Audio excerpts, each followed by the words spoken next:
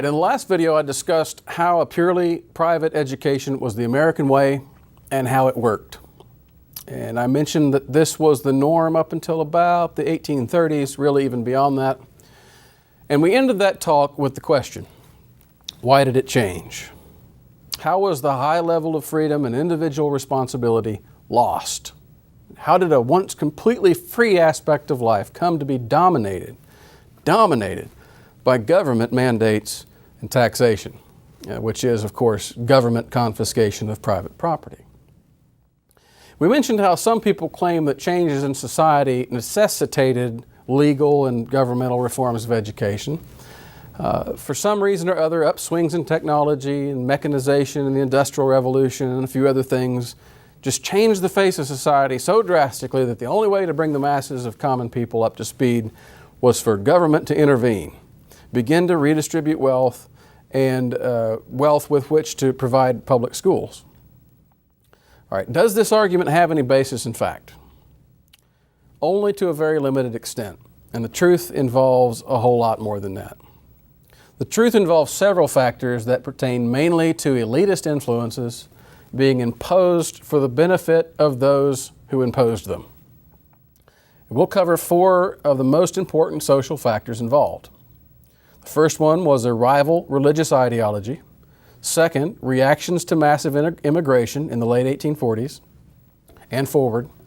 Third, the forces of big business. And fourth, the promise of, quote, free education in the sense of no financial cost, that is, to the masses. So let's look at what I mean by these. First, and probably the most important, the rival religion. Okay, this was the influence of Unitarianism, particularly through New England congregational churches, and mainly by the work of Unitarian activists. Okay, these individuals had abandoned many traditional Christian doctrines, and instead, in the place of that, promoted the ideals that mankind could be perfected through proper education, through proper training, through external means, and they believed in the essential divinity of mankind, and they believed that this divinity of man was the most profoundly pronounced when mankind was considered collectively as a whole. So therefore, based on that belief, they believed that the civil state was the highest expression of divinity on the earth. And from that, in turn, they believed that the state was the ultimate parent, the ultimate benefactor of the individuals within that collective. All right, now perhaps the most important figure of these types for public schooling was a so-called father of public schools in America, Horace Mann. Mann was a Congregationalist minister, believed very strongly in all the positions I just stated, and much more. Mann argued that human rights derive only from nature, and this nature, that is with a capital N, he interpreted this, quote, proves an absolute right to an education of every human being that comes into the world, end quote. Okay, now this is the classic entitlement mentality, which has characterized leftism, communism, socialism, etc., before and since. And in fact, today it's even often applied to healthcare, to things like employment, etc. Well, here, early in the 1830s, Horace Mann applied it to education, by which, of course, he meant public education. Now, he argued two basic propositions about education, and they were these. Number one, education should be secularized, that is, geared toward civic virtue, efficiency in society, rather than religious worldview, which we just discussed earlier. And secondly, education should be the function of civil government, not families, a complete flip-flop of everything that had been up to date. In fact, he sought to replace the family with an explicitly paternal state. And in regard to that, he called society collectively a, quote, godfather for its children, and he even said that Massachusetts had a, quote, parental government. Okay, Unitarian activists were a large force during this time, just like Horace Mann, and they were all ready and willing to employ government force in order to remake society according to their mandates and their means, and in fact, government force was the name of the game. Without it, they didn't have a program. And some of the guys in this movement, by the way, were fiercely radical with this belief. In the mid-1850s, the radical revolutionary John Brown committed several acts of violence, and in fact outright murder, in Kansas and in Virginia, all intending to start a slave rebellion that he thought would eventually bring about abolition. And the underlying belief in all that was that it is legitimate to use violent revolution to impose better social values. In fact, shortly before his death by hanging, Brown himself made this point very explicit, and this is what he said, quote, that he was quite certain that the crimes of this guilty land will never be purged away but with blood. And in fact, he added, very much bloodshed. Okay? The man was a terrorist. He was born and bred on American soil, carry out acts of terrorism on American soil in the name of social and political change for the better. Now, Brown himself studied in Massachusetts to be a Congregationalist minister, although he did quit, and I think it was because of financial or health problems or something like that. But he established many radical connections while he was there, and these were the guys that later financed everything he did. And in fact, the least publicized aspect about this American terrorist Brown is this: the 6 main financiers who also propagandized his work in New England were all 6 Unitarian Congregational ministers. And while not every one of those types in that movement believed in open revolution and violence in the way that Brown did, nevertheless, they all believed in using the force of government to bring about the social changes that they thought were desirable, which is really not much different if you think about it. Okay? It's comparing one version of unwelcome coercion for another, and in both cases, that coercion and those changes are imposed by someone who thinks they know better than you and who believes they have the right and the authority to impose their view on you by force. Okay? Man certainly held those positions in regard to his agenda for imposing public education. And he had 3 basic rules. I'm going to talk about these just briefly. And they summarize his view of education as a right, which required property to be socialized and individuals to be subservient to the will of the collective as represented by the decisions of the state, the civil government. Okay? And here's what he wrote. He said that the successive generations of men, taken collectively, constitute one great commonwealth. So not only were society living to be considered in the collective, but we also had to consider all of future society in that collective arrangement as well.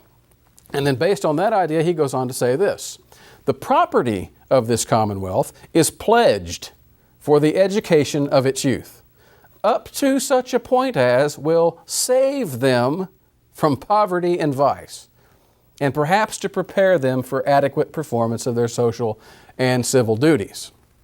Now, note the language of salvation there. Okay. Public schooling required taking people's property for the education of society's youth in order to, quote, save them. And save them from what? Quote, poverty and vice. Okay, so here you have not only a messianic state, but you have America's first state-imposed war on poverty. And it had no greater effect then, by the way, than it did under Johnson in the 60s, but that's a whole different story. Notice also that this property would be taken toward this goal, quote, up to such a point as will save them. In other words, these people were going to keep taxing and keep taking until they felt they had fulfilled their mission, which is to say, there's no limit. Man concluded, based on all that, by expressing what we could only call today as socialism. And he said this, quote, the successful holders of this property are trustees, bound to the faithful execution of their trust by the most sacred obligations, and embezzlement and pillage from children and descendants have not less criminality than the same offenses when perpetrated against contemporaries. In the public schooling worldview, you see, you don't own your property. You can never be a property owner, but only a trustee for the property of society. It is society that determines who will get what and for what purposes. And any resistance to the government's dictates in this area is considered a crime of embezzlement and pillaging, which, by the way, are both crimes by definition that are done to other people's property. So note again in all this, by the way, the religious language. Payments for taxes for state-run education are called, quote, the most sacred obligations, which require, quote, faithful execution. Okay. Now, the alleged natural right, which entitles every human being to an education, is so sacred that it transcends the biblical command protecting private property, in man's view. And this is exactly what he said. Quoting again, no one man, nor any one generation of men, has any such title to or ownership in these ingredients and substantials of all wealth, that his right is invaded when a portion of them is taken for the benefit of posterity. In other words, we're going to tax you for education, and you'll pay the tax, and you'll shut up because you have no right to complain about it. It's not really your property to begin with. And all we're doing is for your own good and for the good of posterity. So make this note.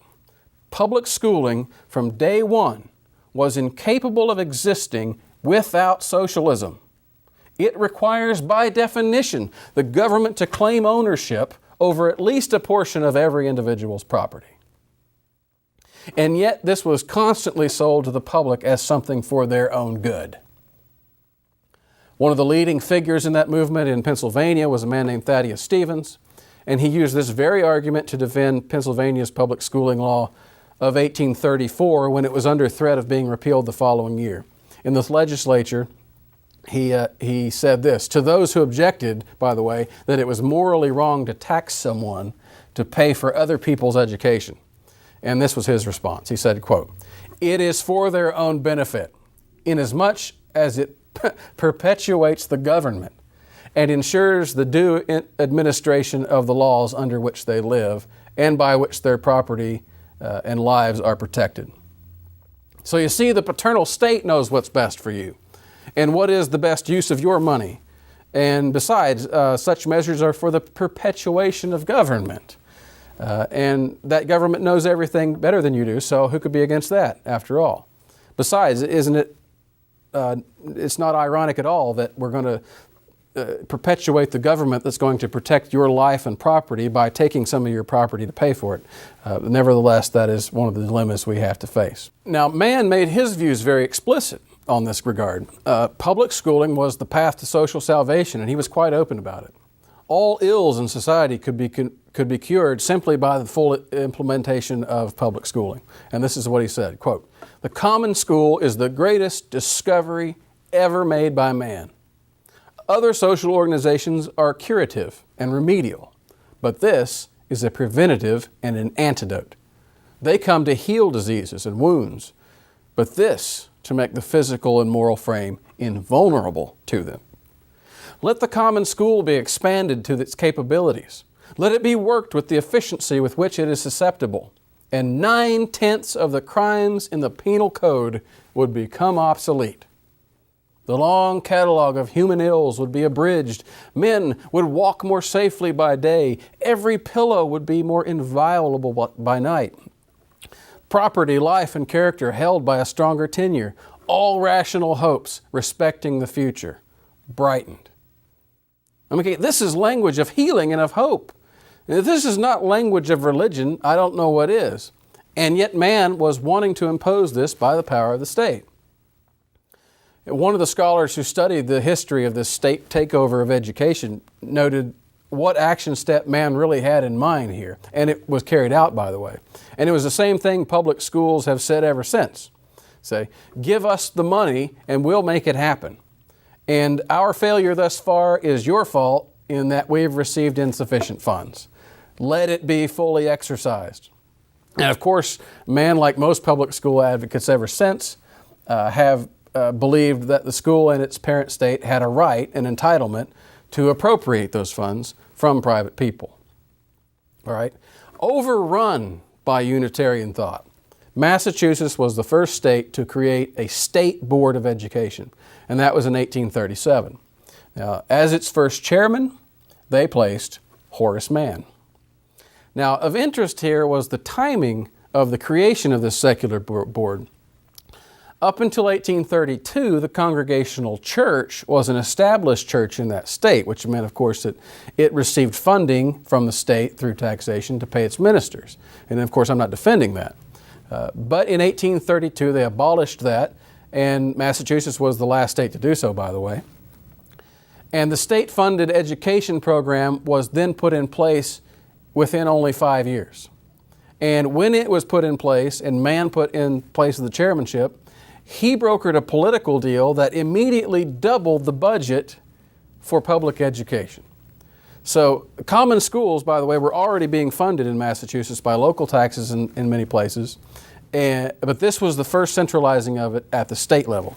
All right. Now, the astute observer will note that many public school critics, many public school critics have noted up to date, and that is this: the established churches were kicked out under the ruse that we don't want any established church, but then the public schools were made immediately the de facto state church in their place, but were now officially secularized.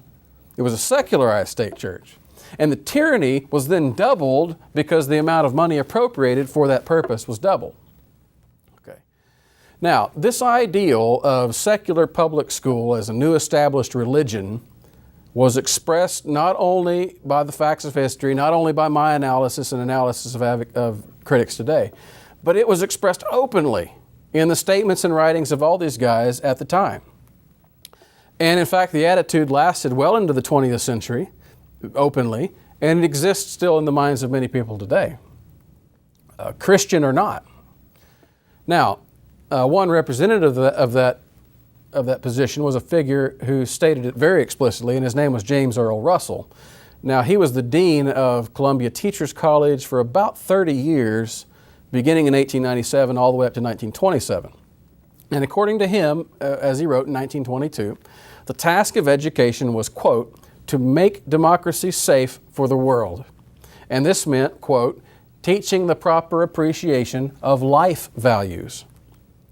In fact, as he goes on to say, the doctrine that all shall get what they deserve presupposes that the largest possible number shall be taught to want what is right that they should have. In other words, democracy is going to be great so long as the schoolmasters and the public schoolers can first train people on what to want and how to vote. So if you put that more succinctly, they're simply saying, you can have whatever you want in your life as long as I have control over what you want. So go figure that out. Okay, now with that idea of democracy in place as his ideal, Russell then goes on and makes it pretty clear that he believed in the replacement of the church by the public school. And as he wrote, he admired this era in which this type of people would be trained in a trained democracy, and they will, quote, find it expedient to substitute for the established church of the world, of the old regime, a state-supported and state-controlled school system.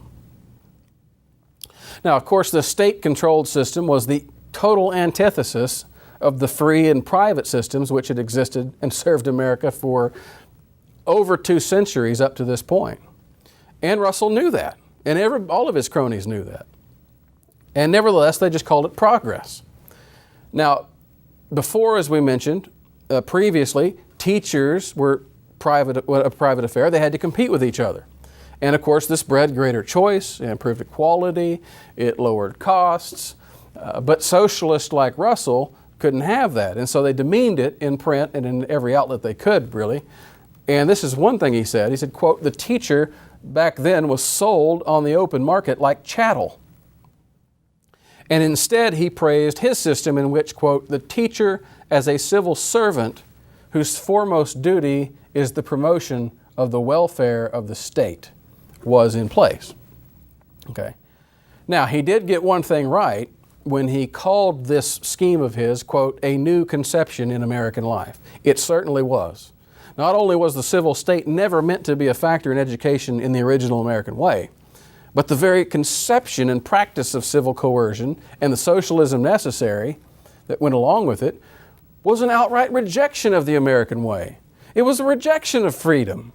It was a rejection of freedom in traditional religion, in property, in business, in family, all of which had to be overturned and or replaced in order to impose the grand scheme of state-supported and state-controlled education.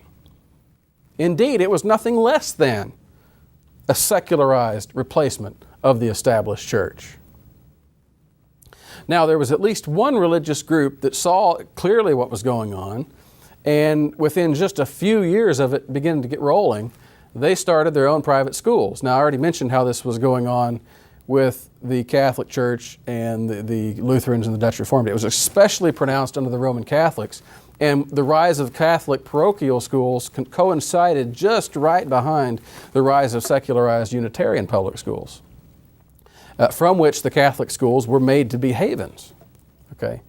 Now, why did that take off so fast? One of the reasons it became viable for them financially was due to the second major factor I want to talk about, and that is mass immigration. All right, now much of this immigration came directly from Irish Catholics who had fled the Irish potato famine, beginning in, say, 1845. In 1825, for comparison, there were only about 5,000 Irish people in Boston. By 1845, that number had multiplied 6 times, and there were about 30,000. And at that point, they made up about 30% or more of the population. Okay. These people saw the imposition of government schooling as a secularized version of what was formerly Protestantism. They understood it, and they started their own schools. Okay. And this was true of most of the other early immigrant groups as well. As I mentioned, most of them came from Northern Europe and were either Lutheran or Dutch Reformed. All of these groups started private schools so as to avoid the secularized indoctrination of the public school system. And these denominations, as I said in the first talk, still have those traditions visible today. But many of the Americans, particularly the Unitarian-minded, civil religion types, hated Catholicism, and they saw immigrants as a threat. And so they tried to use the force of government to impose their version of the state church and their version of American culture on these people. Okay? To them, public school was not only a means of perfecting mankind and curing society of all its ills, it was also a means of turning immigrants into good little Americans. And over time, the pronounced secular religious language in that kind of fell more to the background, and a promotion of kind of a basic civil Americanism became the thrust of public schooling. Now, of course, the America these establishments was promoting was already a long way from the America that had once been free. But throughout this whole process, many Orthodox Protestants just simply accepted the facade of Christianity that was on top of this Unitarian-driven school system, which was anti-Christian to the core. And thus they always retain this idea somehow that our public schools are Christian. They were not. They were never anything of the sort. But immigration not only caused cultural and religious tensions, it also created a lot of economic tensions. Okay, now the labor market was obviously flooded with hundreds of thousands of new people, and of course now I'm speaking of all of New England. And of course with the Industrial Revolution gaining steam at the same time, 1830s and forward, these waves of immigrants simply provided an obvious source of very cheap labor. All right. And it didn't take the factory and large business owners very long to learn what type of a temperament and mentality was best suited for the tasks of repetitive, monotonous factory labor. They wanted someone who was accustomed to repetition, accustomed to schedules. They wanted monotony, quiet obedience, single file lines. Okay, are we getting the picture here? Does this sound familiar? And these wealthy influences in society learned very quickly that they could steer public education to produce such education, to produce such workers. So the third factor in all this is in the loss of liberty was the rise of big business and corporations, particularly the influence of industrialization and factory-style mechanization.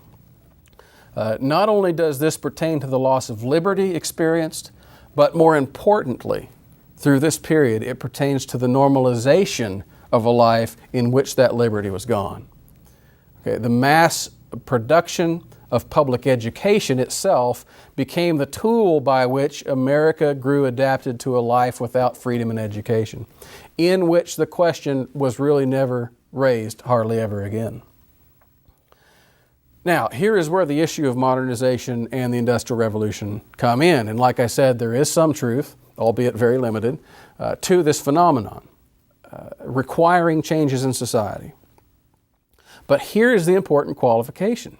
The phenomenon itself didn't require political changes. It didn't require new laws and coercion and compelling people. But rather, the big businesses found it profitable to ally with big government and leverage government power, just as the Unitarian ideologues had done for their agenda, in order to start mass producing workers to meet the demand for factory labor. Okay? Soon the schools were mass producing workers in the same way that the factories themselves were producing widgets. And the atmosphere of public schooling was the perfect place for this, because of the type of training and methodologies that were used. And one example of that is written by Charles Francis Adams Jr., who was an educational reformer, grandson or great-grandson of the Adams family, John Quincy Adams and whatnot. And he wrote this looking back on the educational development up until 1880. And he says this, most of you indeed cannot but have been part and parcel of one of those huge mechanical educational machines, or mills, as they might properly be called. They are, I believe, peculiar to our own time, our own country, and are so organized as to combine as nearly as possible the principal characteristics of the cotton mill and the railroad with those of the model state's prison. The school committee is the board of directors, while the superintendent, who is the chief executive officer, sits in his central office with the timetable, which he calls a program, by which 1 hour twice a week is allotted to this study and half an hour 3 times a week to that, and 20 hours a term to a third. And at such a time, one class will be at this point and the other class at that point, and the whole moving with military precision to a given destination at a specified date. Okay. He can at any moment tell you exactly where any squad or class, as he would term it, is and what it ought at least to be doing. Mechanical methods could not be carried further. The organization is perfect. The machine works almost with the precision of clockwork. It is, however, company front all the time. From one point of view, children are regarded as automatons, from another, as India rubber bags, from a third, as so much raw material. They must move in step and exactly alike. They must receive the same mental nutrient in equal quantities and at fixed times. Assimilation is wholly immaterial, but the motions must be gone through with, finally, as raw material, they are emptied into the primaries and marched out at the grammar schools. And it is well. And he should have added on that, by the way, that after the graduation, they're duly corralled and marched right into the industrialized workforce, because those kids had been trained for the past several years now under that system to live a lifestyle of boring repetition from one whistle blowing to the next. Horace Mann had been interested in education for the perfectibility of man, but the industrialists couldn't care less about perfectibility. They only cared about the trainability of man. And that legacy of public schools, as anyone can tell you, has been with us ever since. There is, by the way, much truth in Adams' comparison of the public schools to not only mills and railroads, but to the state prison. I want to highlight that. The same Unitarian reforming spirit that gave us the institution of public schools also produced in the same era the penitentiary, the insane asylum, and the poorhouse. Okay? And all of those were built on the exact same theory derived directly from their religion, secular religion, that society was the bed of corruption And the proper way to train people was to put them into a controlled atmosphere in which these allegedly corrupt external influences could not affect them. And this very popular theory, at least among those elites, was applied to the reform of criminals, to the curing of the insane and the mentally ill, to the helping of the poor, and to the education of children.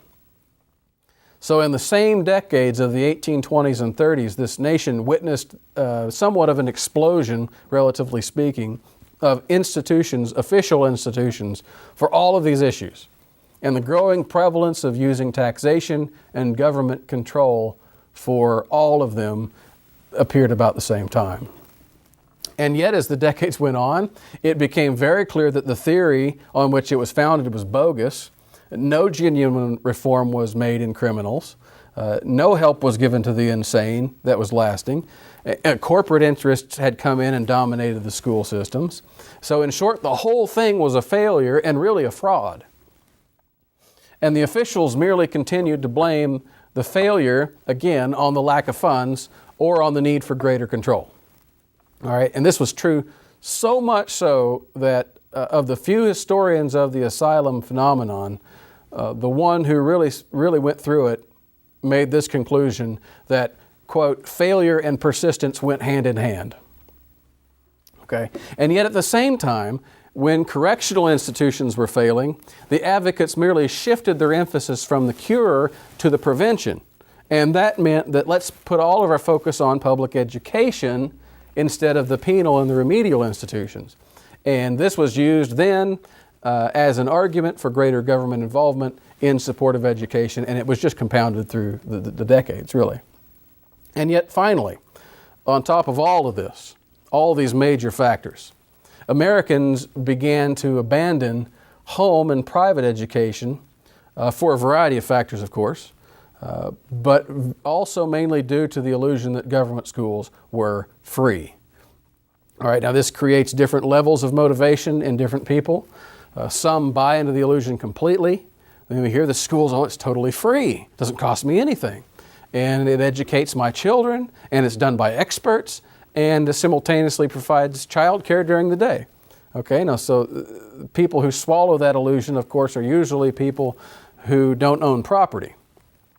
Because if they did, they would see directly the property taxes coming out that it's not free. So that's one explanation of that. And since property tax is usually escrowed automatically anyway, most people really don't feel the true weight of it as it comes. Other people live content with the illusion. They know it's a costly scheme that actually costs money. They know they actually have to pay taxes to cover it, even if that's only indirectly through perhaps increased rents or something of that nature. And yet they accept this as moral, or at least practical enough to live with, or perhaps even as a necessary evil. But these people too, once they're receiving the benefits themselves, then learn to defend the system which taxes other people to benefit them. Even among public officials who know better, and in fact, I don't know if they can even legally call it free, simply free, and get away with it, but they simply modify the phrase to remain deceptive. And it's this: public education is free, quote, at the point of delivery, which of course is an admission that it's not free. Okay, now all of these things, all these factors work together to make the perceived benefit of free education powerful motivation among those who are dependent upon the system. They remain self-interested in perpetuating a system that confiscates property from some people, gives it to others.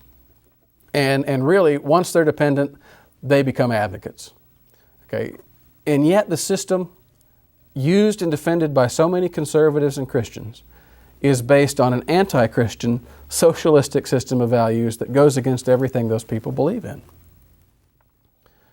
So how was the liberty lost in the area of education? Well, it was through this combination of factors. It was through anti-Christian ideology, leveraging state power to impose a state-funded, state-controlled utopia. They established a whole new secular state church in the name of getting rid of a state church.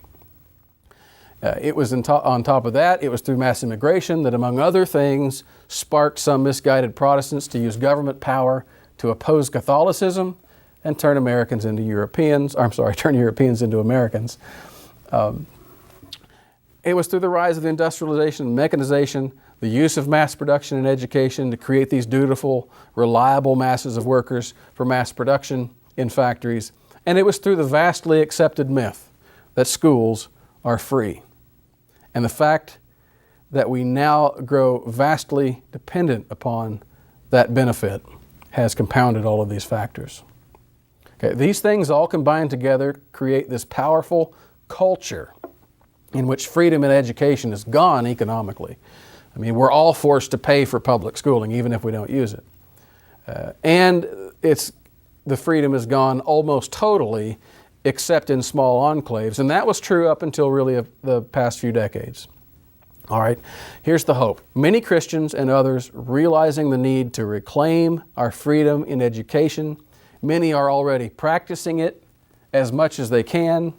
And the tools and resources to make it viable, make it effective, make it easy, are so easy, so vast today, you can find them anywhere. There's really no good excuse for anyone who loves liberty not to pursue it in the original American way. Now, as I've already said repeatedly, this is the one area you can change drastically toward the cause of freedom right now. Nothing toward that cause will be easier, will be more effective, and will be more life-transforming for everyone involved than restoring freedom for yourself and family in the area of education. And in the next talk, I'll tell you what to do, how to do it, and the sacrifices it's going to take.